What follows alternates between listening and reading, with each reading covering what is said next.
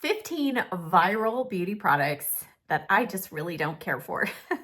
That's what I'm sharing today. And usual disclaimer in these types of videos is just that this is my opinion based on my experience. If your experience with these products is different, maybe you love these products, I am so happy for you.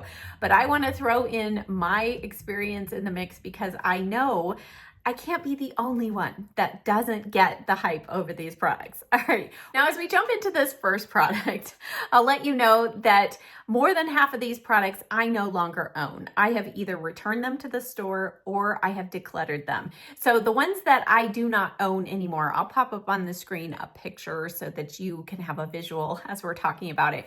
So this first one is Makeup by Mario's SurrealSkin Talc-Free Soft Blurring Setting Powder. I was so excited for this one, and I heard that this was particularly amazing under the under eyes. It's not only supposed to be blurring, but it's also supposed to not cake and get dry and crackly. Here's what the description, it says it's a talc-free pro performance loose powder that sets makeup up to 12 hours, blurs and smooths the complexion with a natural finish and all-day shine control.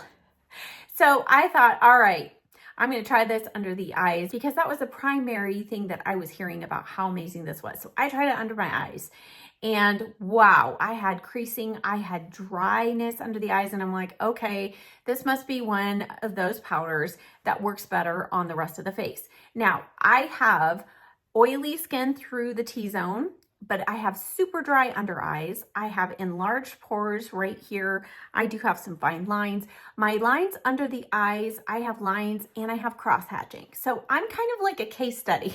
So I wasn't too concerned right off when the powder didn't work for me under the eyes.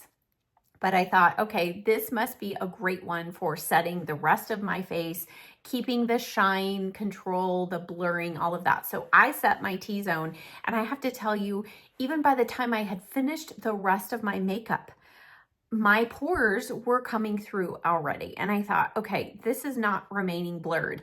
And by the end of the day, I had tons of shine breakthrough. So I used this several different times with different foundations, different concealers, and my experience remained the same. So back to the store it went, and I don't know, this is a viral product, but it did not work at all for me, and therefore a reason why I don't think it's worth the hype. Now, throughout this video, I want to give you a couple of alternatives, things that do work for me just in case, so we can keep some positivity here in this video. The Makeup Forever Ultra HD Micro Loose Finishing Powder is fantastic under the eyes. You just need a very little amount. It also is a great finishing step to, completely blur out the look of pores and fine lines. Also, I love the Dalton brightening powders. This is the yellow one. You're going to see the pink one later, but I also love this under the eyes, also to set the face. If you're not super oily, this is a great one to blur your face all throughout the day. All right, these next several products are all from Huda Beauty, and I love several products from Huda Beauty, especially her eyeshadow palettes, but I'm struggling with some complexion products. All right, first up, let's go with the Easy Blur Natural Airbrush Foundation. Oh my goodness. Okay, so there is so much talk about this as just being so lightweight, so blurring on the skin. Some people are like, you don't even need to set this one. It's fantastic. So I was really excited for this. As some of you may have seen my skin tint video, I feel like this was kind of promoted a lot like a kind of thin skin-like type of foundation. That was really kind of something I was getting into. It says this is a lightweight, medium to buildable coverage foundation that's non-comedogenic and ultra blurring for an airbrushed finish. I have to say, none of that really rung true for me. So medium buildable, I actually feel like this is light. Maybe we can get to medium just barely. So I don't feel like I get a ton of coverage, but again, that's okay. I was kind of looking at this more as like a tint, a skin tint. But the thing that was so disappointing was the blurring, ultra blurring aspect. This did not blur out my pores whatsoever. I put it on, let it completely dry, and I'm looking at my face going, I still see a lot of texture, like more than with my general foundations that I love that maybe don't specifically say they have that characteristic. Also, what was disappointing was the wear time on this. I did not find this to stay intact for 10, 12 hours. It was maybe 8 hours, but I was quite shiny. Now, when I compare this to something like the Sephora Reveal the Real Skin Tint, it's night and day. This one has buildable, true buildable coverage. It lasts for me 10 to 12 hours, and it is very blurring on the skin. It's very perfecting, and I have just so enjoyed this far above and beyond this foundation. Now, some of you might be saying, well, Shirley, what you're missing is the Easy Blur Primer. Okay, well, let's do that one then. Okay, so again, I was super excited to try this because this had replaced her, what was it, the Blurring Jam Primer, which I had tried out and did not have success for that. So I thought, well, maybe this is the formula that would be perfect for my skin. Now, what's extra special about this and why I was extra enthusiastic is it is a silicone-free pore minimizing primer. It says it's non-comedogenic. It's a jelly-like primer, instantly controls excess oil, adds smooth texture, and blurs pores for an airbrushed soft focus finish. So I used this with multiple foundations, but I also paired it with this foundation several times. I did different tests. I would use this on just half of my face and then apply the foundation without primer underneath. And let me tell you, there was a brief, I think the window was about 2 hours in the middle of the day randomly, where I looked up close at my skin and it looked like my pores were slightly more blurred with the primer on. And I thought, okay, this is where we're going to take the shift. And by the end of the day, I'm going to see a remarked difference on shine, on texture, all of that. And I kid you not, at the end of the day, I looked in the mirror and I could not see a single difference between the sides, the side with the primer, the side without the primer. And these are two products that are made not only by the same brand, but they're meant to kind of work hand in hand. They're meant to do the same thing. And together they didn't create any magic that I was missing just by applying this all by itself. So unfortunately, this primer did nothing to control oil, to keep down the look and the appearance of my pores, the texture. When I first applied this even to my skin, just on half of my face, I'm looking in the mirror and it looked actually like I had more pores because this kind of left a little bit of a sheen on the skin rather than mattifying them. So another product that for me just did not work out, even paired with its counterpart with the foundation. So this next product, you might be saying, well, what was missing with those other two is you needed to pair it with the Easy Bake Loose Setting Powder. Funny you should say that because I did. And guess what? I did not have any better experience. So again, like with the Mario powder, I used these in multiple ways. So this is the Huda Beauty Easy Bake, and this is the very popular shade Cherry Blossom Cake. And I had first purchased this last summer, maybe even last spring. And I was just convinced that part of the reason why it wasn't working for me is because I had too much tan, too much color in my skin. So I waited till, fall, winter, and tried using it again as a under eye setting powder. Not only was it still just a little too pink for me, I just found this to be too heavy on my under eyes, even when I would try to do a light dusting. Now, this powder is promoted as a baking powder. So I knew I wasn't going to be using it like that under the eyes, but I thought, well, maybe it's going to be a good baking powder for the rest of my face to keep shine under control. The description of this is a lightly pigmented, silky setting powder that bakes and sets, blurs the look of fine lines, and locks in makeup for 10 hours with an airbrush finish. So as I said, I had already tried it under the eyes, didn't work for me. So this color would not work for me all over my face. So when I purchased the Easy Blur foundation and primer, I decided to pick up another shade of this powder, and I picked up Banana Bread because this was more suited for my actual skin tone and would be something I could set the rest of my face with. I only purchased the menu, and I'm so glad. I tried this not only under the eyes again, but I tried this to set my face, baked with it. And not only did it not keep my shine at bay, it didn't keep my pores blurred, it certainly did not blur my fine lines on my forehead, especially here in between my brows, my smile line. It just did not do any of the things that it promised to do and that people love it for. So I learned that it did not matter whether I had the right color or not, which can make a difference, but these just did not work under the eyes, setting the face. Now, some alternatives that are working for me that I want to mention here, aside from the Dalton yellow brightening powder, they have a pink one, and this one hardly gives off any pink tones whatsoever. It is more just brightening. So this is another one I love to set the under eyes with. Also, I have gotten along really well with the Tarte Creaseless Setting Powder. This is the pink one. Again, use this under the eyes, or the brand new Wet n Wild Focus. What is this? The Photo Focus Loose Setting Powder in soft pink. And this one actually, its first ingredient is cornstarch and not talc. So this is a lighter weight powder than the regular one. And I have actually found this to work quite well under the under eyes. So those are a couple of options that I find work way better than the viral Huda Beauty setting powder. All right, this next powder is one that I no longer own.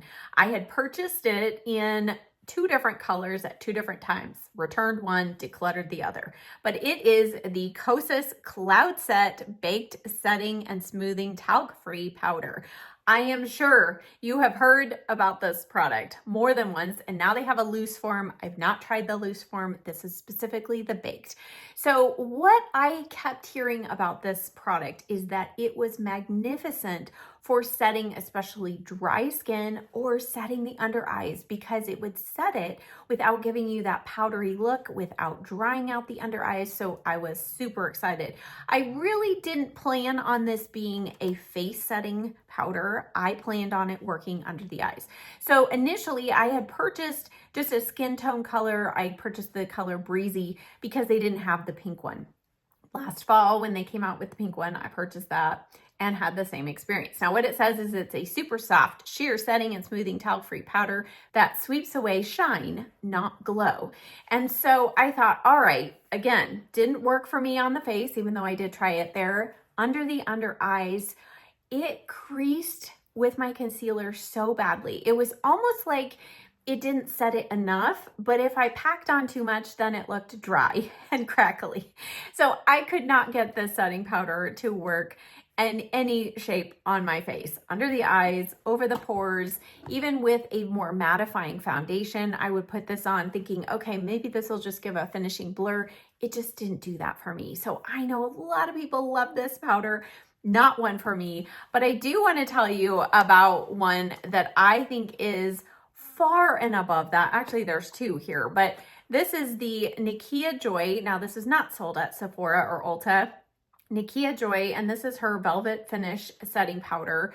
Now this is her original shade, and then she came out with a brightening shade, which looks kind of white, but it literally has the slightest hint of pink. And actually a combination of these 2 is what I have under the under eye. Now these have hydrating ingredients, and yet still I can use this one if I need to touch up throughout the day for shine control. So this formula I feel like is very versatile. I have loved these so much more than the Kosas Cloud Set. Also, the Charlotte Tilbury Airbrush Flawless Finish Setting Powder. This is my 2nd or 3rd one. This is the shade number 2, which is typically good for me throughout the summer. But I love this powder for setting the under eye.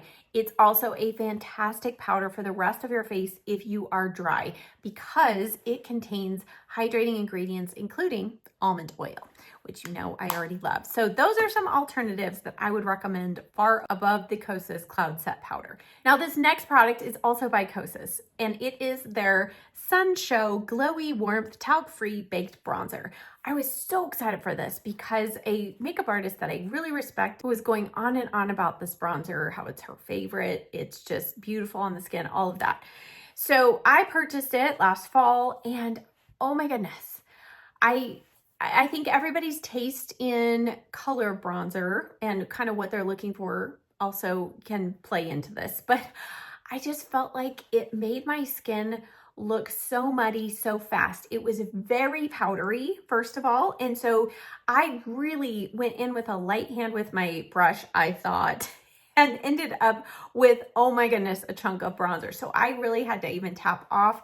And even still, when I would put it on, I just did not like how my skin looked. It was not adding a beautiful blurred finish at all. What it says about this is it's a clean, talc-free bronzer for soft, glowy, warm definition with the prettiest subtle sheen.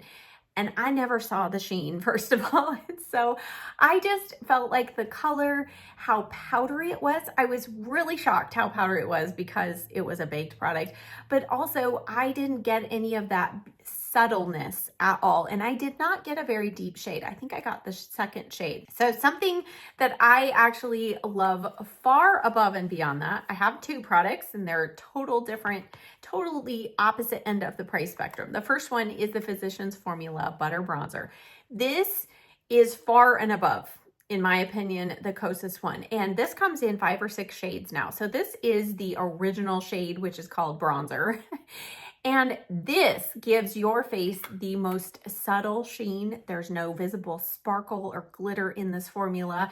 It really, truly is a beautiful formula. And during the summer, I like to go up to the next shade. I think it's the medium one, but this is the one I use in the wintertime. I think this is far more user-friendly and budget-friendly. Now, this other one, I really was planning to not love at all because it's so expensive. And I was convinced the hype was not real. And I was going to take this one back. And let me tell you, I will be repurchasing this bronzer if I ever use it up. It's the Gucci Soleil bronzer. This is the shade number 3. This is a gorgeous bronzer. This is what I wanted that Kosas Cloud Set bronzer to be. This one, you put your brush in and you have no powder kick-up. So there is no waste, which is a good thing because you've paid a pretty penny. But this I have on my cheeks today. And this is truly, one of you said, it's like adding pixie dust or fairy dust to your face because it just works this magic. You can use it as a finishing touch. It reminds me a bit of the Hourglass bronzers in the way that it just perfects the skin. There is the softest little sheen, but I think this is far and above the Kosas one. So save your money, save extra money, and purchase this one during the sale. And I think you would be much happier if you're on a tight budget. Do the Physicians Formula. Again, you will be much happier with either of those products. Okay, let's stick with bronzer contour. All right, I only have the mini of this. I purchased a set and this came in it, and I'm glad it did because I had heard so much about this, but I really didn't want to pay the steep price tag for a contour stick. And it is the Westman Atelier Face Trace Cream Contour. Now, this is just the mini. And I have the shade Biscuit, which is one of the most popular contour shades. And that's how I've used this. This color is a nice, I really do like the color. The color is a nice kind of cool grayish brown color. So nothing about the color,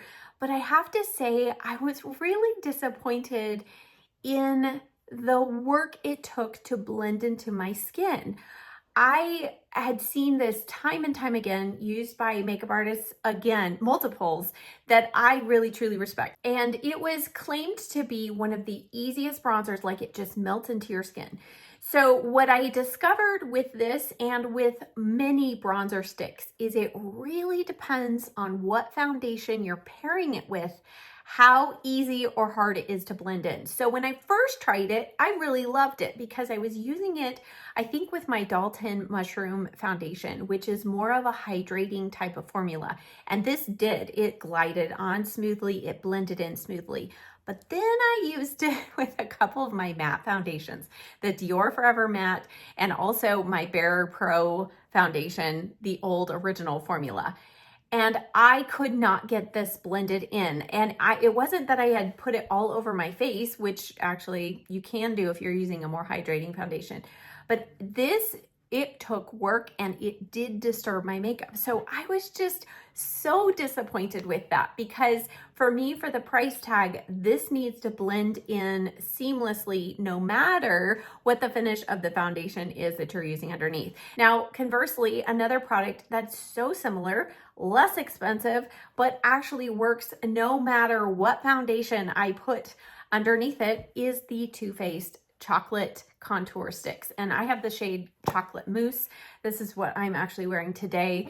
This blends in like a dream, and you can go all over your face first, then blend it in, and there is no disturbing, no disrupting of the foundation underneath. So I would say skip the Westman Atelier, go for the Too Faced.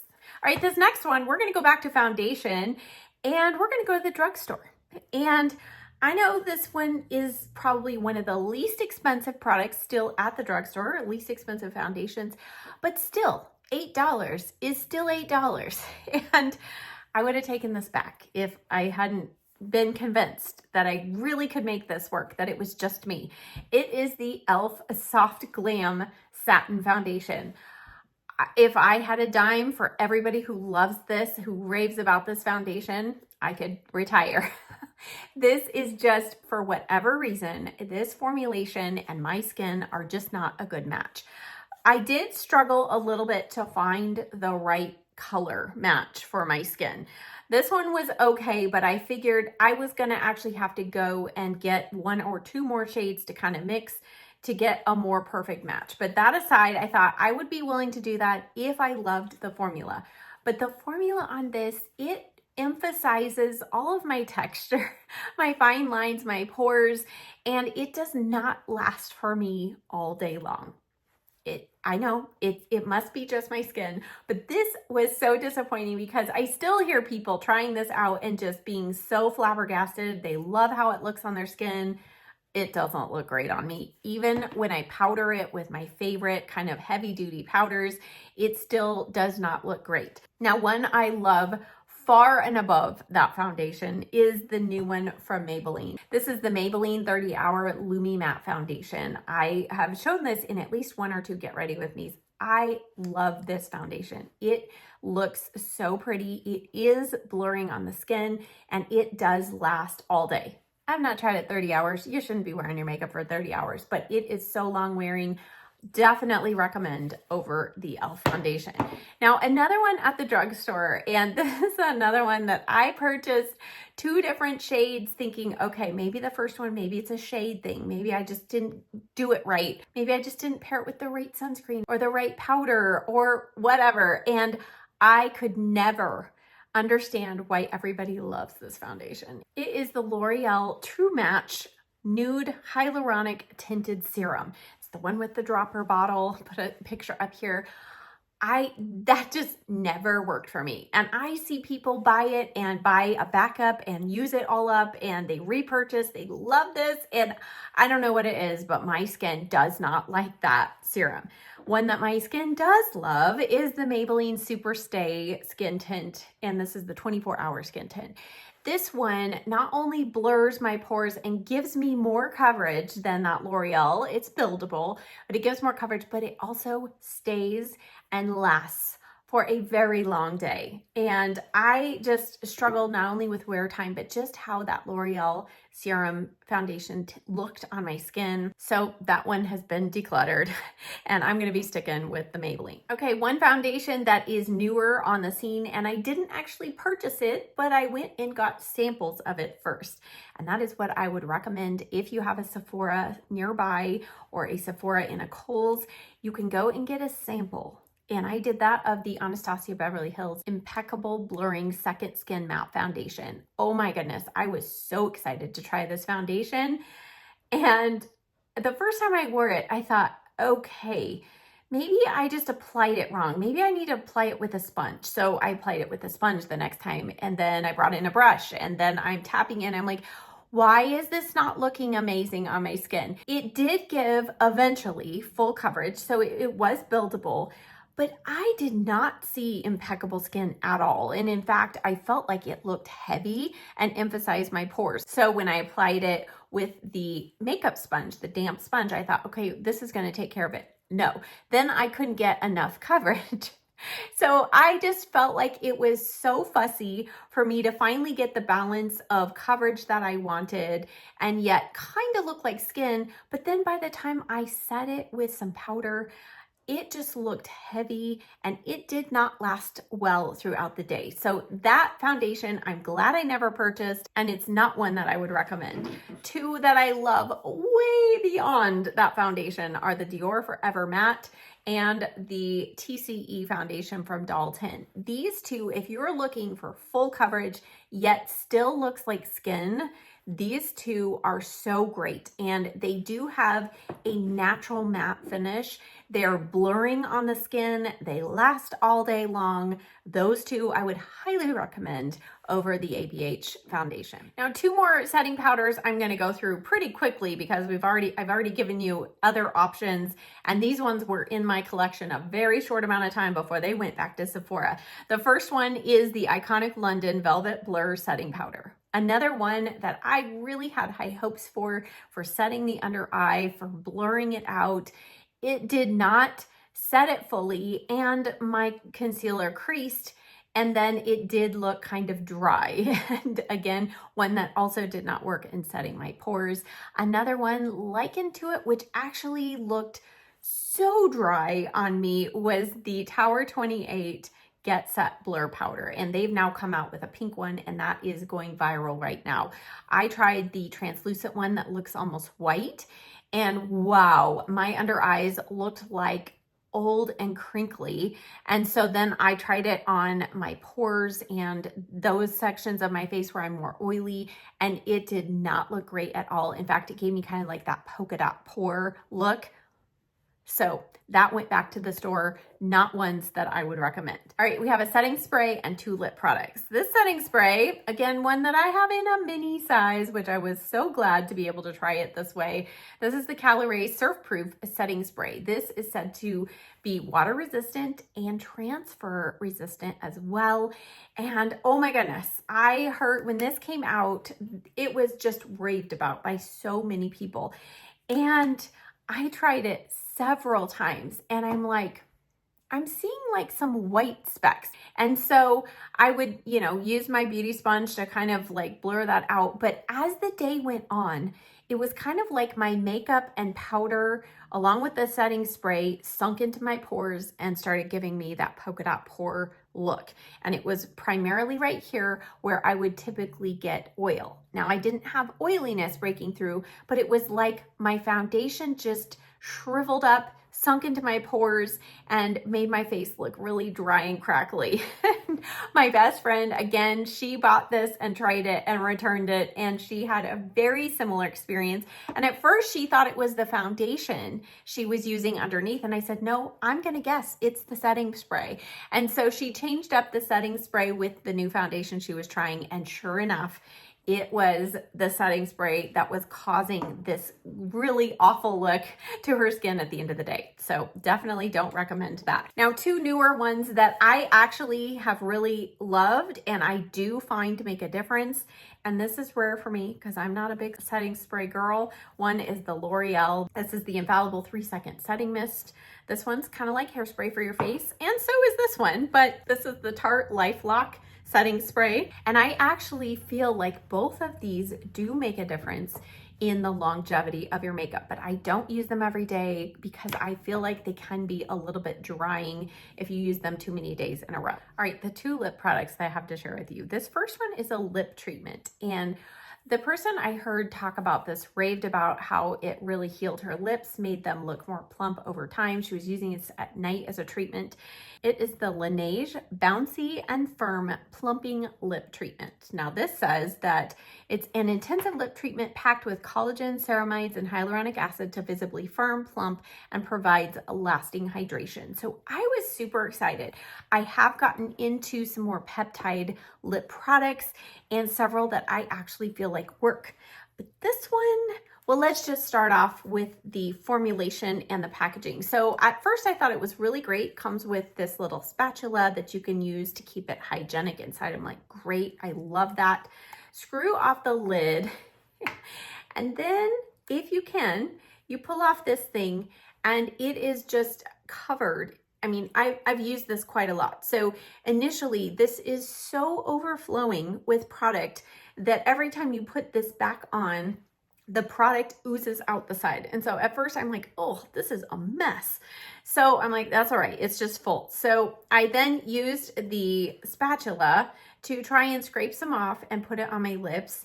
And the next thing I noticed is the scent. And it has a very florally scent. And that's just not something that I'm real keen on myself. But I'm like, okay, well, if this does amazing things for my lips, it's okay. I'll put this back on. I mean, even now, like I can't even hardly get this back on. It kind of doesn't fit well. And if you don't leave that in there, it can dry out the product. And anyway, it's messy, it's gross, but I get it on my lips and I'm trying to endure the scent. And the next morning, the first time I used it, I was like, oh, my lips kind of look a little bit more plump. And then the following nights and ever since when I would try it, my lips were not getting more juicy, more plump, or hydrated. And in fact, I felt like my lips started getting drier and drier. And by the morning, I really didn't have any visible product left on my lips. So I love Laneige Lip Sleeping Mask. I mean, it is my top favorite nighttime mask. This will still be on your lips in the morning. It's hydrating. It's not plumping, but I don't care about that. And so I'm just going to stick with the Laneige Lip Sleeping Mask. This is one of their special flavors that they did last year. And if they bring back cotton candy, pick it up. Oh my word. I just started using this one that I had purchased and it's so delicious. But I do love their original scent, which is the strawberry. That's my other favorite. So I highly recommend this. Skip this one. The last and final lip product is the Huda Beauty Faux Filter Lip Glosses. I was super excited when she came out with these because she used to make one of my favorite lip products. It was the Lip Strobe in Angelic, I think was the color. Some of you know because you had it, purchased it and a backup. And then she discontinued that whole line. So when she came out with these faux filter glosses that were supposed to be non-sticky, that had this really high shimmery finish, I was so excited. I thought, oh, maybe she's brought back something similar. I could not have been more wrong. Yes, they had gloss and they're advertised as not being sticky. So I would say they're not like a typical sticky gloss per se, but they're thick. And I don't feel like I over applied it, but I would find myself getting those gathers, you know, in the center of the lip or when you're talking and you've got like strings. Yeah. So I applied less and consequently what happened is I didn't see enough of the kind of shimmery shine that I wanted from the product. So in order to get that shine and shimmer, I had to apply too much to where it got gloppy. So I went through my collection and I said, I love these way more than that gloss and they're at a drugstore price. The first one, actually this packaging really replicates the Huda Beauty one. This is by Morphe and even this color reminded me of the color that I got from Huda Beauty. This one's definitely not sticky. It's not as thick, but it has a really good amount of shine and sheen. So this is a really good one.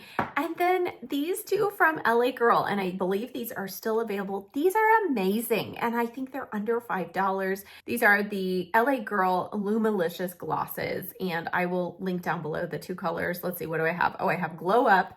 These aren't too hard to find. And Champagne. And these actually will show up over lipstick. So if I put on this one, like you can see the glow and the shine from the shimmer, but these aren't gritty, they're not gloppy, and they do last really well on the lips. So I would highly recommend those instead. I hope that you found this video fun and helpful. And again, this is my experience, my opinion. If you love some of these products that I just didn't get along with, Again, I am so happy for you to have found your dream, your favorite product. But if you've been on the fence, hopefully the information I've given you today will shed some light on it. Many times we look at just that star, whether it gets 4 or 5 stars on Sephora's website, and we get a little lazy. We don't read through those reviews. So that's just my little tip for you as you are creating your wish list, as you are shopping the Sephora sale or beyond. Just read a few more reviews, read the reviews of people who don't love a particular product, and hopefully that'll give you a more full picture of what you can expect. Thank you so much for watching. Check down below, hit where it says more, and then hit more again, and you will see a list and links of everything that I talked about today. I will, of course, list the alternative products as well in case you are interested in checking those out. Thank you so much for watching. I'll see you next time. Bye.